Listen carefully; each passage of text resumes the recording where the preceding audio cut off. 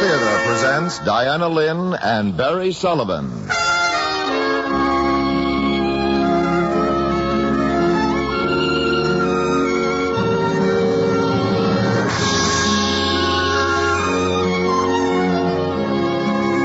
From Hollywood, the Mutual Network, in cooperation with Family Theater, presents The Stupid Saint, starring Diana Lynn. And now, here is your host, Barry Sullivan.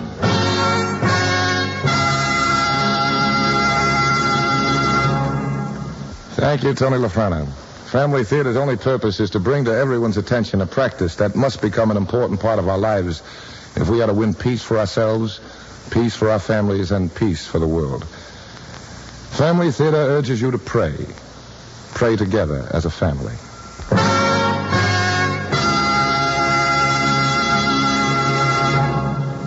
And now to our transcribed drama, The Stupid Saint, starring Diana Lynn as Pauline.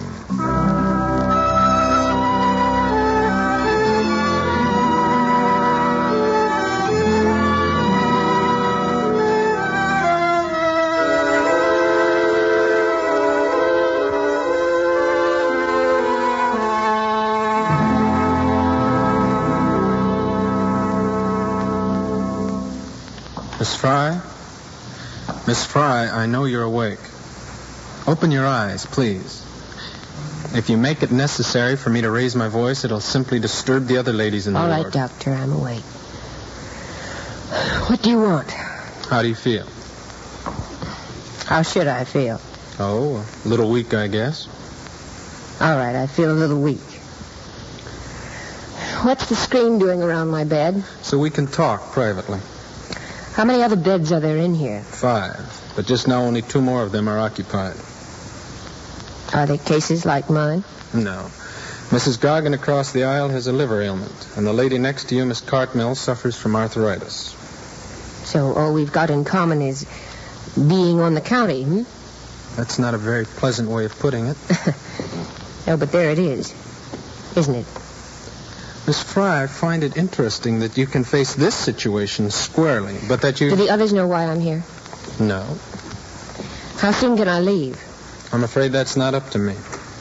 Oh, well, who is it up to? Miss Fry, in cases of this kind, the hospital authorities have an obligation to make every effort to... Oh, yes, to prevent the patient from trying it again. Roughly, yes. To heal the spirit as well as the body. Well, it must be wonderful to do that, Doctor. How does it feel? Miss Fry. Do you just wheel them into the operating room and lay open their soul? You take a little stitch here, a little stitch Miss there, Fry, and everything's great again. You're not acting very sensibly. Yeah, but you're doing fine. If you don't want the others to know why you're here... I don't care what they know. Doctor, you come in here with your white coat and your clean hands, and you're going to save me. How idealistic. There's nothing idealistic about it. You're a sick woman. Then let me die, why can't you? That's all I wanted. I just wanted to die. Miss Fry. I don't want to talk. You don't have to, but there's something that you must understand about why you're here. When a person attempts what you've attempted, they can hurt quite a few people besides themselves. I don't have any family. I don't have anyone. That's not what I mean. It wouldn't hurt anybody, and it would stop this terrible loneliness. This time it was sleeping pills, but the next time you might decide to turn on gas in a building where 50 other families are living, or throw yourself out of a window onto a crowded street. That's what I mean about hurting other people besides yourself. Well, you worry about the other people, Doctor. They never worried about me.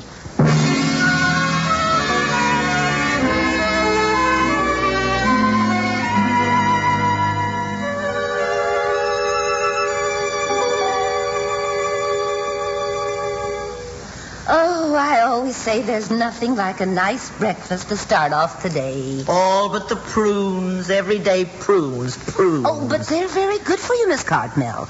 Dr. Oliver says that they're especially good for the blood. You're thinking of spinach. Oh, no. I heard that long before Dr. Oliver. All my life. Oh, yes. Prunes are good for the blood. Haven't you heard that, miss? Miss, you... Oh, it seems I heard they were good for something. Oh, Jessie, wait until I tell that to your friend, Mr. Colby. Good for something. But nobody knows what. Well, Mr. Colby is very fond of prunes. That's not what he told me. Well, it's what he told me. Just yesterday afternoon in this very room, I was saying to him, Mr. Colby, it's getting so I dread the thought of breakfast and those prunes. And he said, I know how you feel, Miss Cartmel. Well, he's always trying to please everyone. You just ask this young lady. Isn't that what Mr. Colby said? Is he the old man that came in here with the checkerboard? Don't let him hear you call him old. That's the one. He's very sensitive about his Well, age. I'm afraid I didn't pay much attention to anything he said. Well, he was very explicit about the prunes. I must say I'm not surprised. It's just like him. If you ask me, young lady, I think he just eats them to keep up his strength for checkers. You know, he plays over 20 games a day. What's wrong with him? He just likes it. No, I mean, why is he here in the hospital? Oh. What is he suffering from? I think he's just old and not very bright. Oh, now, don't let him hear you say that. He did have some stomach trouble for a while, but that's all cured. I think they just let him stay around. Oh, my. 9:20. Oh, time for Janet Burke. For what? On the television, Janet Burke. Girl intern. They let us watch it down in the lobby every morning. Oh, for heaven's sake, where are my slippers? Under your chair, and if they were snakes, they'd bite you. Like to come along, miss? No, thanks. Well, it is the worst thing you ever saw, but... I don't think the man who writes it was ever inside a hospital. Are you sure you won't come? No, Lots of laughs. Yeah, well, I can't. I'm confined to the ward. Oh, I forgot. Come on, Jessie. Yes. We'll bring up a newspaper on the way back. Say, where's everyone going? Oh, Mr. Colby. We're going to see Janet Burke, girl intern. Mr. Colby, I've got a bone to pick with you. Did you tell Miss Cartmel you were tired of prunes? Oh, I hardly think so. Mr. Colby. Now, what did I tell you? I see? may have said that it's possible to get too much of a good thing. Exactly. And prunes are a very good thing, Miss Cotton. Oh, Mr. Colby, I For knew heaven's you sake, liked Jessie, him. come on, we'll yes, miss yes, we'll do Burke. that. Yes, How about some checkers this afternoon? yes, this that'll be afternoon great. will be dandy. Would you like a game, young lady? No, I'm afraid not. We were introduced yesterday. Yes, I remember. Miss Fry, isn't it? Look, I'm sure your intentions are very kindly, but I really just don't feel like talking. You from the Midwest? Yes, Ohio. And now if it's all the same to you... Why'd you ever come to New York? Mr. Colby, I have no doubt that you've heard all about me. You see, I'm the girl that swallowed the bottle of sleeping pills. Now, 6 years ago, I placed third in a beauty contest, and so I came to New York. And between then and last week, when I bought those pills, just about everything you suspect of me has happened. Now, that's the whole story, so you can get out now and start spreading it around. You don't have a very good opinion of people, do you? No, I don't. Least of all nosy old men with checkerboards. Maybe if you could try to make friends with some of the ladies... I don't want any friends. Look, I've spent 6 years in this city waiting for somebody, just anybody, to do one nice thing without wanting something for it. To say one nice word. And they didn't. And they won't. So please just leave me alone. I'll come back tomorrow morning. Maybe you'll feel like playing now. No. No, I won't. Well, I'll come back anyway.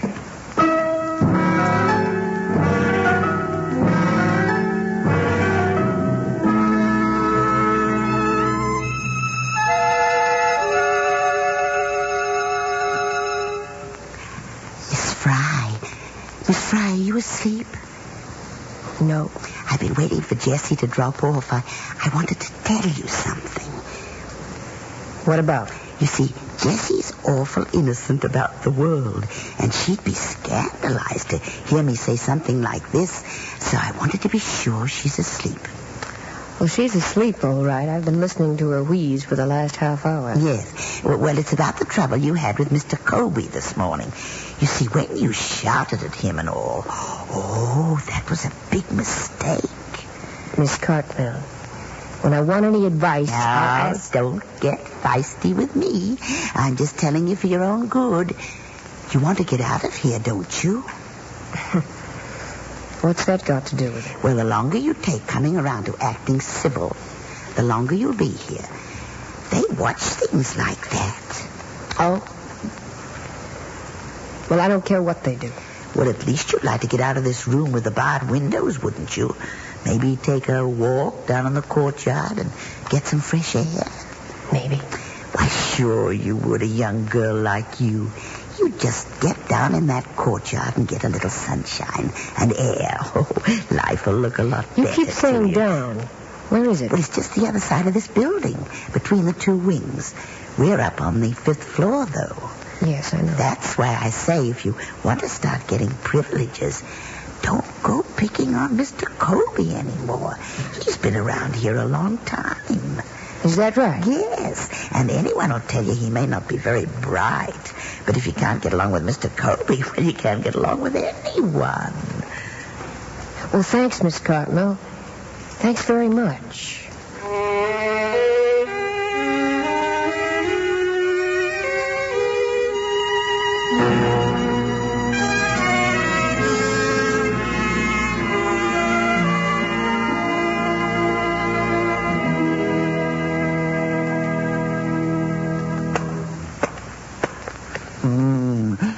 That was a good one. That was a good one indeed. 3 at a clip. Well, it's your move, Mr. Colby.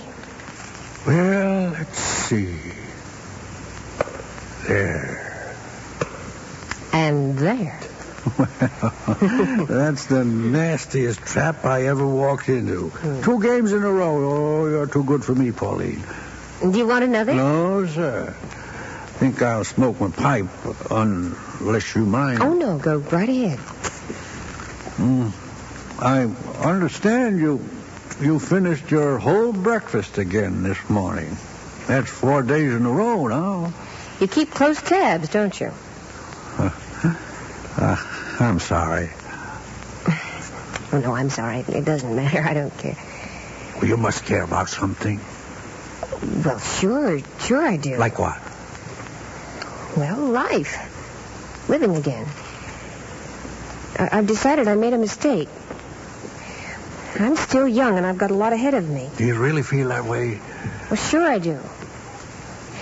That was a crazy thing to do. Gosh, I'm glad to hear you talk like this, Pauline. You know, all you really need is friends. That's the whole secret. Just like that. I learned it a long time ago. Friends are the best thing to keep a person from being unhappy.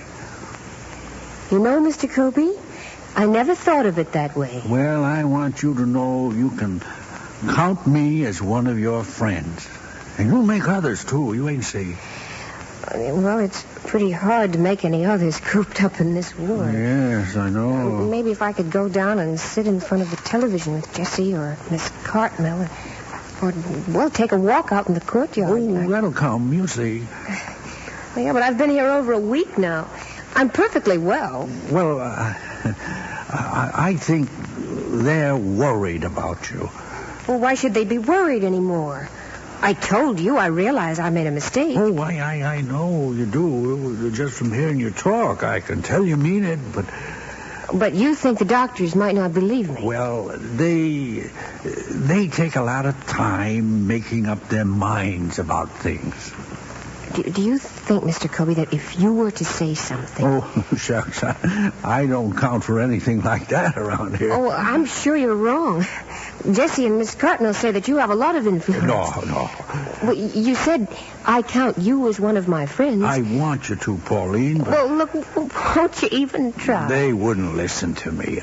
Well, at least you could tell them that you liked me and that we were friends and that you thought I ought to be able to get up and walk around a little. Oh, sure, I'd be glad to do that, but I don't want to raise your Oh, hopes. that Janet Berg girl intern, it just gets worse every time. Good morning, ladies. Good morning. You know, today she took out an appendix with a bobby pin.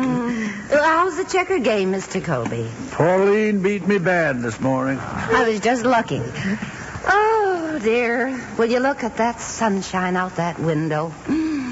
Oh, if it weren't for my liver, I could jump through a hoop. If it weren't for my arthritis, I could hold it for you. Sure is a beautiful day. Do you suppose they'll be walking down in the courtyard this morning? Oh, you won't be able to find space on the path. I'd love to try. Mrs. Goggin.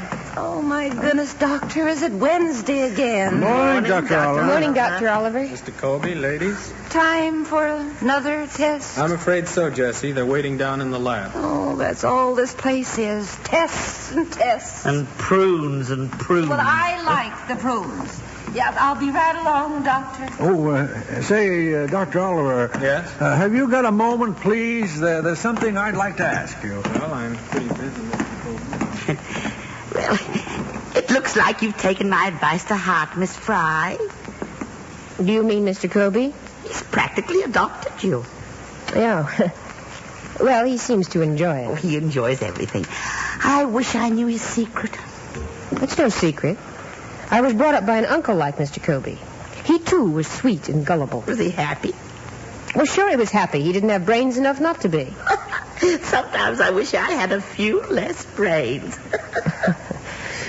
Don't kid yourself. People like that are asleep. They go through life thinking everybody loves them, and then they wind up in a place like this. Oh, what can you do? Well, the minute you find you're alone, Miss Cartmel, just make sure you stop getting any older.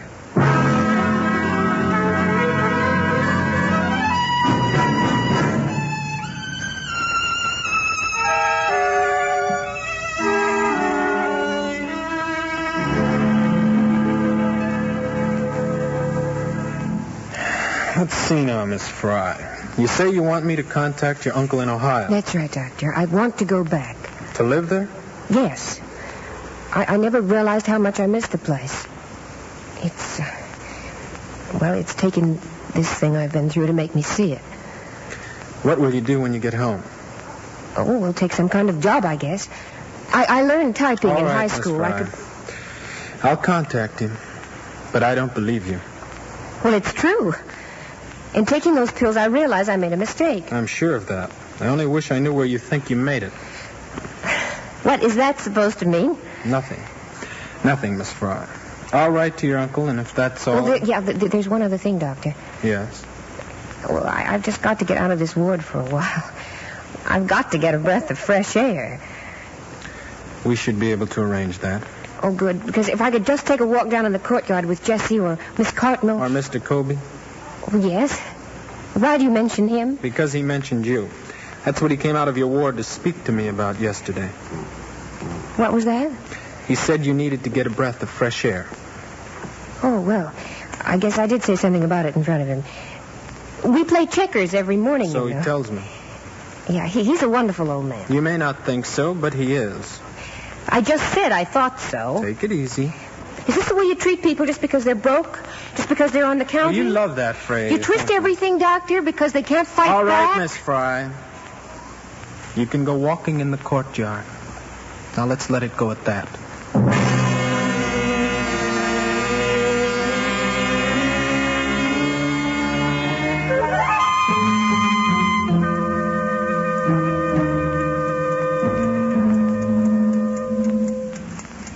Miss Fry, are you getting up? Quiet, Jessie.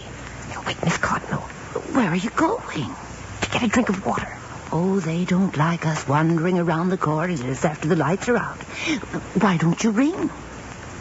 Well, it's just down the hall. I'd rather not bother the nurse.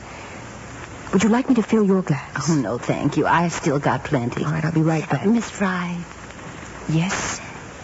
you're feeling a lot better, aren't you? Yes, much better. Oh, I can tell. This is the first time I've ever heard you offer to do something for someone else. And that's a good sign. Oh, I'm glad you think so. It's those walks down in the courtyard you've been taking the past few days. Why, you're making friends and starting to care about life again. Jessie, I'm very thirsty, so Oh, I hope the nurse doesn't see you. It would be terrible if they took your privileges away just when you're making such progress. I'll be all right. That's why I hope they find that old key. You see, if they don't, well, they might take away everyone's privileges. What key? The one I was telling you and Miss Cartmel about at supper tonight. The janitor's key to the sun deck. Oh, well, he probably just mislaid it. Well, that's what I say, but Miss Cartmel says she thinks it was stolen. But I say, now, why would anyone steal a key to a sun deck. It's just a balcony. There's no place to go from there. But down. Well, that's what I mean. Oh, I do hope they find it soon. Well, I'm sure they will, Jessie. I'll be right back. You be careful now. Don't you get caught. Don't worry. I won't.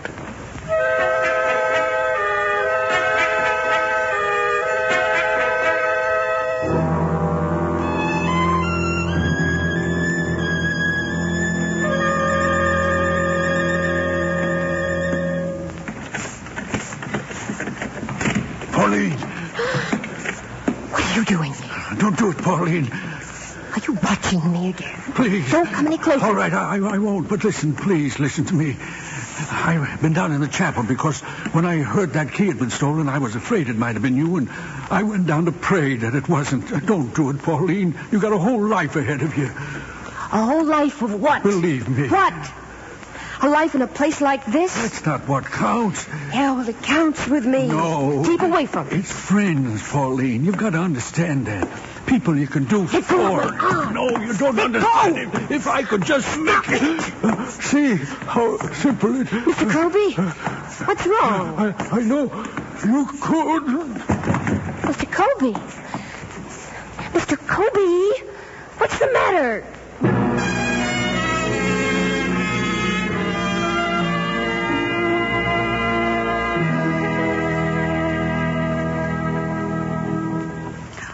I had no idea he was ill. He's always so chipper and everything. Oh, did the nurse say what it was? No, just something about his stomach. And he was still breathing, though, when they put him on the stretcher. Yes, he was still breathing. She's told us all this 4 times. Eat your breakfast. Well, I just want to be sure. I wish we'd hear something. Dr. Oliver's with him now. He'll be all right. Yes, you can trust Dr. Oliver. Well, did they say what they were going to do to you for stealing that key? No, they didn't. Probably take your privileges away. That's the usual for breaking any rules. Well, it just doesn't seem very important. Oh, well, you say that now. But you'll change your tune in a few days. It's the privileges around here that make life worth All living. right. Oh, you don't have to shout. All right, so it puts another week on my sentence. More likely, too. All right, make it a month. What's the difference? An old man is sick downstairs, and you're yapping about rules and privileges. Well, really, you don't have to shout, Miss Well, I'll White. shout if I like. Ladies? Oh, Dr. Oliver. You'll have to excuse us, Doctor. That's all right, Jessie. Well, how is he, Doctor? How is Mr. Colby? I'm sorry to have to tell you that he died about an hour ago. Oh, my. Poor Mr. Colby. He was under sedation. He went very peaceful. My. Such a sweet old man. Always around with his checkerboard. Jessie, could I ask you and Miss Cartmell to let me speak with Miss Fry alone, please? Anything you say, Dr. Oliver. It's almost time for Janet Burke, anyhow. Thank you. And we will bring back a paper. Yes, we'll do that. Yes, And chocolate from the machine. Yes. I want to tell you, Miss Fry, that you haven't anything to blame yourself for. No matter where he was or what he was doing, Mr. Colby would have died exactly when he did. No. Oh, no, he wouldn't, Doctor. He wasn't sick. He was incurably sick, and he knew it. But he just didn't want it nosed around. I told him 3 weeks ago that he had a month to live, and that was stretching it. Are you trying to heal my spirit again, Doctor? I don't have to. It's already healed. No. Yes. Last night, when Mr. Colby slumped to the floor. Oh, well, I wish you were right. I am, Miss Fry, and you know it. Tell the truth. Something happened last night, didn't it? No. Not like you think. It was just a little thing, but it happened. You could have gone out onto the sun deck and over the balcony, but you didn't. Well, he was lying there with no one to help him. And you were frightened for him. For someone outside of yourself, for a change. Well, he said he'd been down in the chapel praying for me. A silly, stupid old man. I had to do something. I don't think he was stupid. He was simple and fumbling, always trying to do things for people that they could do better themselves. I understand he wasn't even a very good checker player. He was a terrible checker player. But I'm not convinced he was stupid. He made friends of people. And I think even more important, he made them make a friend of him. How do you mean? Well, the way you made a friend of him last night. or trying to help him when he needed it. That's where you feel like living again. All right, I do feel like it. But I'm still not sure why. You say Kobe was praying for you in the chapel? That's what he said. Didn't you talk to him? He never regained consciousness. But I wouldn't be surprised if he wanted you to have this. What's that? A slip of paper we found in the pocket of his bathrobe. He must have taken it down to the chapel with him. Lord, make me an instrument of thy peace. Where there is hatred, let me sow love. Where there is injury, pardon. Where there is doubt, faith. Where there is despair, hope. Where there is darkness, light. Where there is sadness, joy. Divine Master, grant that I may not so much seek to be consoled as to console, to be understood as to understand, to be loved as to love. For it is in giving that we receive. It is in pardoning that we are pardoned.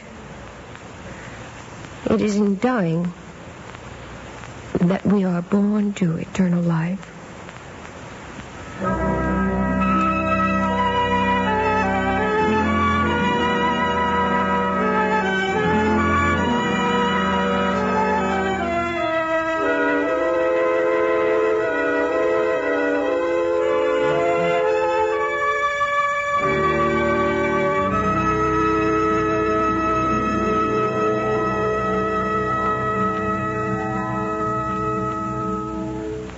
This is Barry Sullivan again.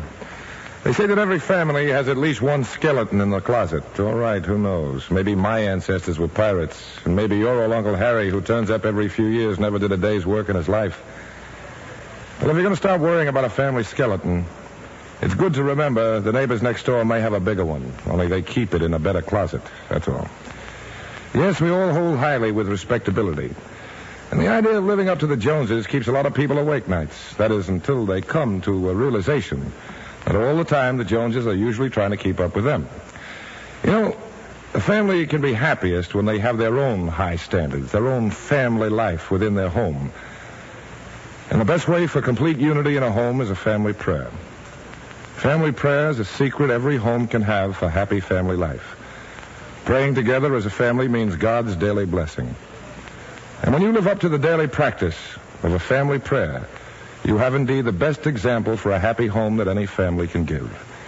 For the family that prays together, stays together. More things are wrought by prayer than this world dreams of.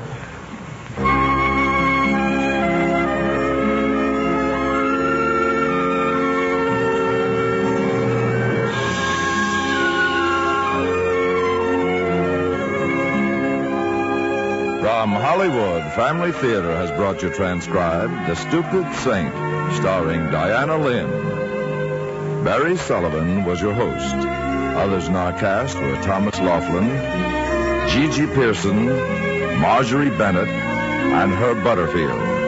The script was written and directed for Family Theater by John T. Kelly, with music composed and conducted by Harry Zimmerman.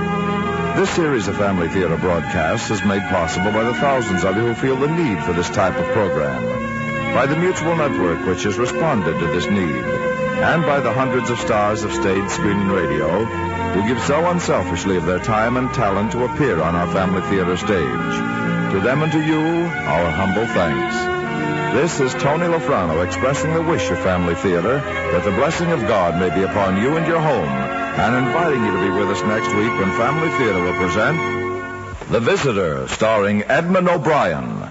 Dorothy Warrenshold will be your hostess. Join us, won't you?